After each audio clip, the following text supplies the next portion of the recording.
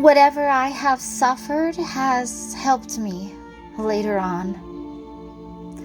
It is true that what does not kill us makes us stronger.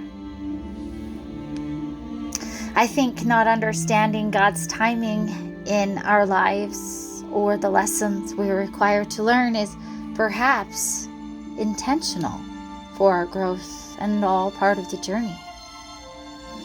How interesting when we look back on so many of the intricacies we may not have noticed.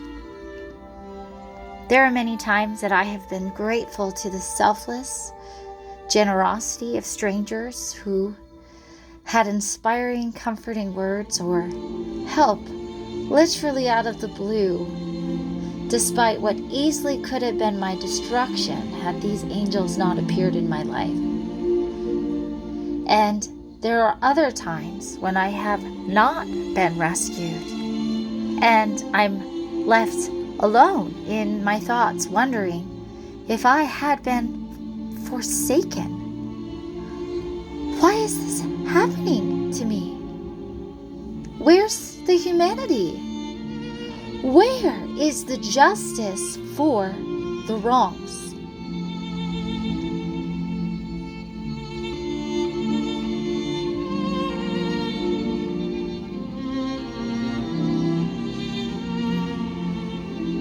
I would be lying if I didn't confess that every morning when I wake up, until the night when I lie down again, that I do not carry an immense amount of heartache and pain.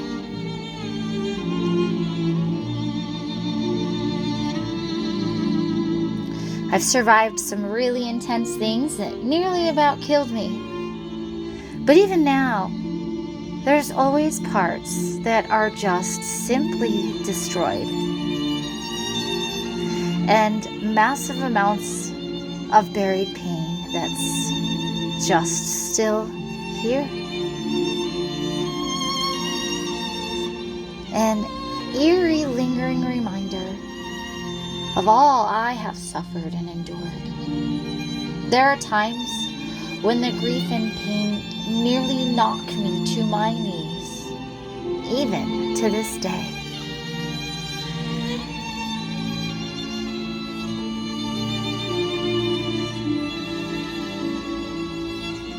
I think that enduring something does not always mean that we're able to erase it. And this is simply normal and okay. Ever consider how things came to be or how we got to where we are at this very moment? As we ponder this question again and again in the many facets of our lives, it is with unanimous agreement we come to realize and accept that without such atrocities and life experiences, we never would have been able to learn these invaluable lessons or cultivate the brazen version of ourselves.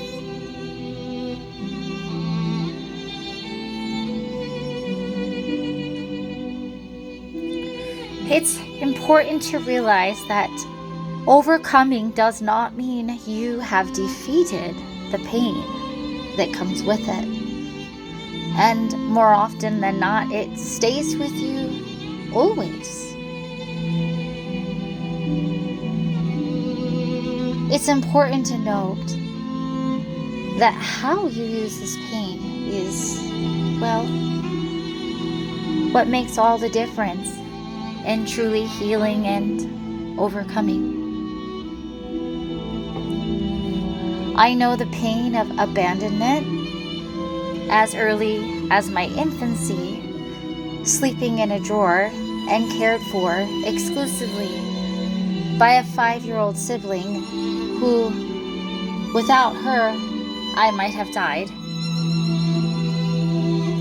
I know the pain of being bullied in school and to made feel less of a person and ugly. I know the pain of growing up in my formative years without a meaningful relationship with my father. I know the pain of being physically and emotionally abused by a stepfather. I know the pain of never feeling like I belonged anywhere. I know the pain of marrying a sociopath narcissist and being cut off from my family. And the amount of physical and emotional damage of such that cannot even be contained in this one sentence. I know the pain of feeling less than inadequate as a mother. I also know the pain of being blamed for everything. I know the pain of trying with my whole soul and still failing. I know the pain of losing a job by wrongful hands and bullies.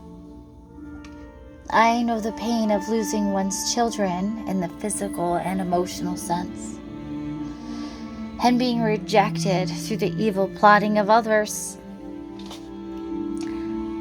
I know the pain of empty holidays and ruined memories.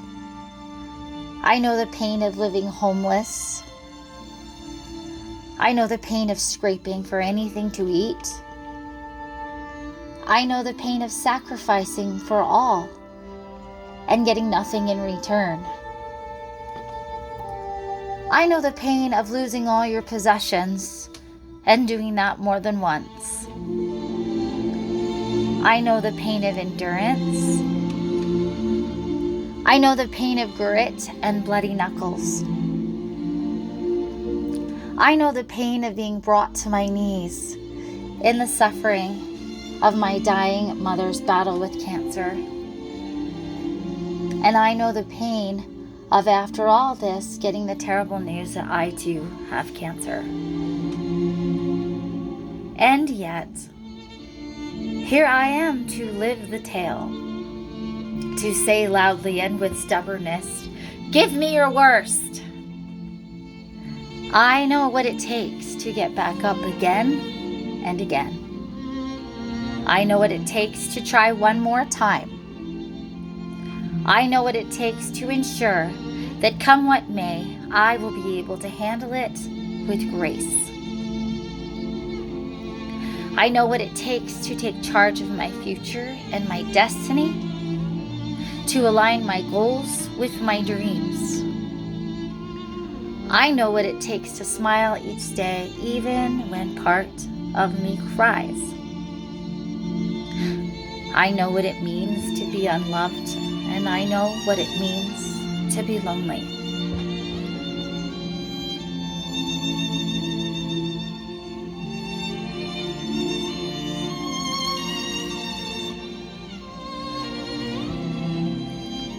My knowledge is something that I can give.